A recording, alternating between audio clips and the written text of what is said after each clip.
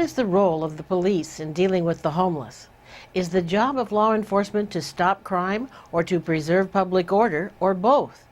LAPD implemented Operation Safe Streets to help reverse the disastrous decline of downtown LA in the area known as Skid Row. In response, the ACLU has filed injunctions against the police department to stop the sweeps. What's the answer? After New York found success in controlling the vagrancy issue in their subways, the Manhattan Institute came to LA to offer their perspective. Full Disclosure was there. The presentation was opened by James Q. Wilson, who is a nationally acclaimed criminal philosopher and holds the Ronald Reagan Chair at Pepperdine University School of Public Policy. 4 years ago, I went to visit the Salvation Army mission in Skid Row and spent a day with them in the mission and walking the streets. And I was struck by how massive the problem of the homeless had become. You could not walk down the streets without stepping over people in sleeping bags. You watched open-air drug sales. And the missions there, run by the Salvation Army and several other organizations, were struggling mightily to cope with this problem. Last Monday, I visited this same area again and walked around these streets with some patrol officers from the Central Bureau. It was striking to me what the change had been. There was a dramatic reduction in the number of homeless people. They were not absent, they were there, but nothing like what I saw 4 years ago. What changed? Well, many things changed. Some things have not changed and remain on the agenda for change. But 50 or more patrol officers were assigned to this area to walk the streets and to enforce the key rules. No public drinking, no sleeping on the streets, no blocking sidewalks, no aggressive begging. So the intensive action by LAPD did have a dramatic effect in reducing the problem. But LAPD Chief Bill Bratton claims that law enforcement can't do it by itself. Now the challenge is for the rest of society to step up and partner up with the police and some of the other entities that have been down there, the shelter providers, the bids, the other clients. And I think the one thing that is still missing, one person's perspective, in terms of those partnerships, is in fact the real ability to deliver that housing issue. We talk about the hundreds of millions of dollars that have been allocated for it. We talk about all the grandiose plans and schemes. But with the exception of that Project 50, a lot of it's not come to fruition. This started a heated exchange among the panelists. Heather McDonald is a John Olin Fellow at the Manhattan Institute who protests that the issue of lawlessness on the street is being hijacked by another agenda. I think there's been an effort to turn the street vagrancy problem into a demand for a right to housing. Whereas what it's really about is whether we can expect all people to obey the law and have public order on city streets, and that's how people flourish. I think to carve out a law-free zone for people who live on the streets is destructive, first of all, to them. It allows a culture of violence to flourish, which is what we saw at Skid Row. But it's also destructive to cities. Tori Osborne serves as a senior advisor on homelessness to LA Mayor Antonio Villaraigosa. She adamantly believes that providing housing is the only way to solve the problems of drug abuse and chronic homelessness.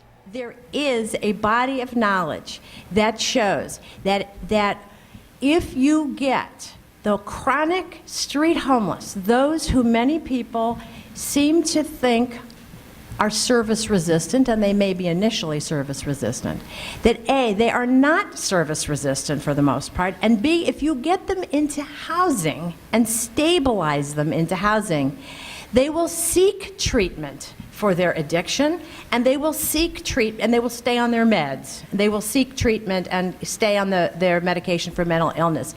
It's just wrong to blame the individuals themselves. It's bad philosophy, it's bad policy, and it makes for lousy solutions. Estela Lopez wants better solutions. She deals with this problem every day and is the executive director of the Central City East Association, which works to improve the business environment of the Skid Row area. She asked a very politically incorrect question. Is a person homeless if they choose to live on the sidewalk? Now, I know this is shocking to most sensible people to think that any human being would want to live in a disease-infested, smelly, rat-infested sidewalk filled with bodily fluids and disease. You know, how could anyone? It is impossible to believe that anyone would choose to live there. But what I see every single day, because I both work and live downtown, and my office is in Skid Row, and I interact with these people every single day, is that the sad, miserable fact is that drug addiction is the principal reason why people stay on the sidewalks of Skid Row. Are they homeless?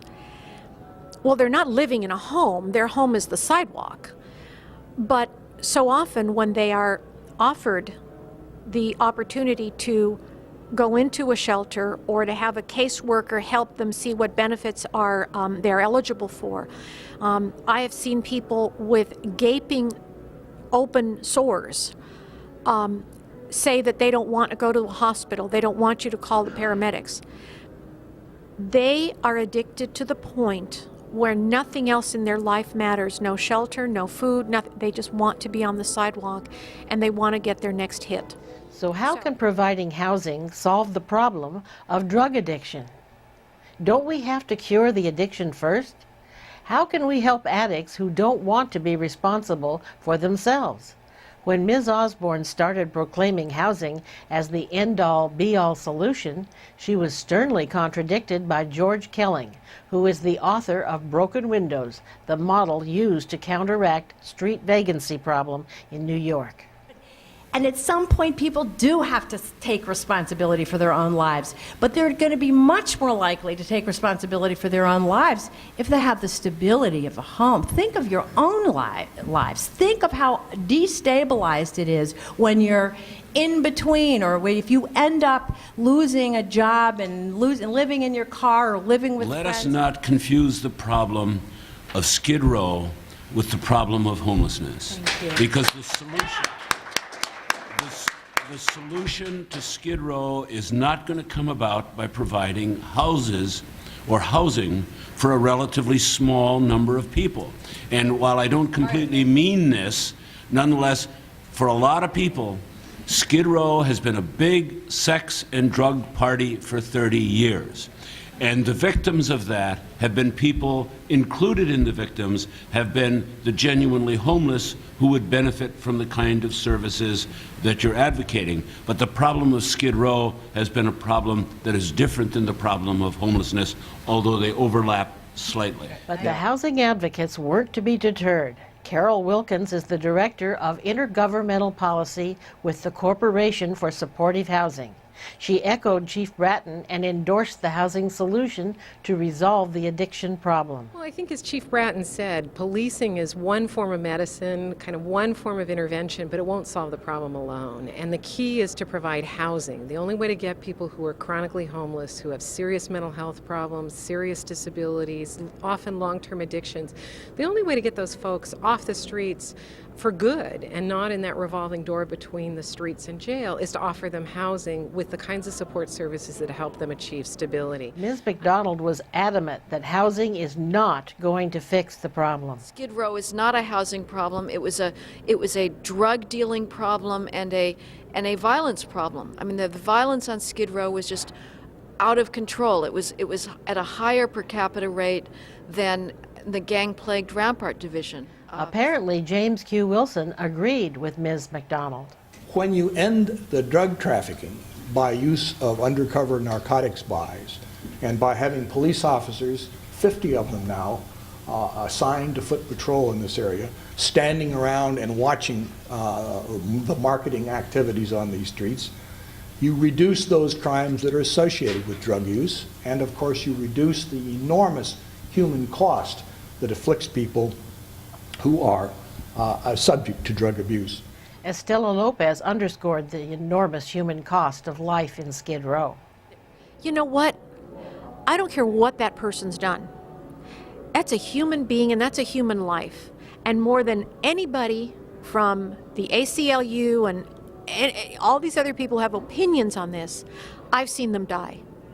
I, along with the social service providers on that street, have seen people, we turn them over and the needle is still stuck in their abdomen, okay? Those are the images that I see every day. So it isn't just about, yes, I represent the business community and we'd like a nicer environment. But you know what? Those are human lives out there. And until and unless we take people off the sidewalk, those deaths are going to continue. And that is shameful.